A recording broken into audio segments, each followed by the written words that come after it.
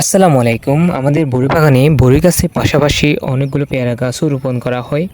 আলহামদুলিল্লাহ, এই ছোট ছোট পেয়ারা গাছগুলোতে খুব সুন্দরভাবে ফলন এসেছে। পেয়ারা গাছগুলোতে একদম মাটির নিচ থেকেই ফলন ধরেছে। এখন আমাদের কাজ হচ্ছে পেয়ারাগুলোকে প্যাকেট দিয়ে দেওয়া। প্যাকেট দিয়ে দেওয়ার মাধ্যমে পোকামাকড় ও ক্ষতিকারক ভাইরাস থেকে পেয়ারাগুলো রক্ষা পাবে। প্যাকেট না দিলে পেয়ারাগুলোকে পোকামাকড় আক্রমণ করে নষ্ট করে ফেলবে। আগেও অনেক পেয়ারা পোকামাকড় নষ্ট করে ফেলেছে, তাই আমি বাগানে চলে যাই পেয়ারাগুলোতে প্যাকেট করে দেওয়ার জন্য।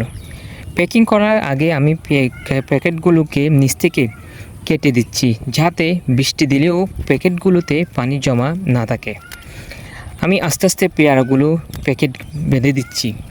আমার সাথে আমার ছোট ভাই রায়হানও প্যাকেট বেঁধে দিচ্ছে। আমাদের জন্য দোয়া করবেন, আল্লাহ যাতে আমাদের ব্যবসায় বরকত দান করে। আসসালামু আলাইকুম।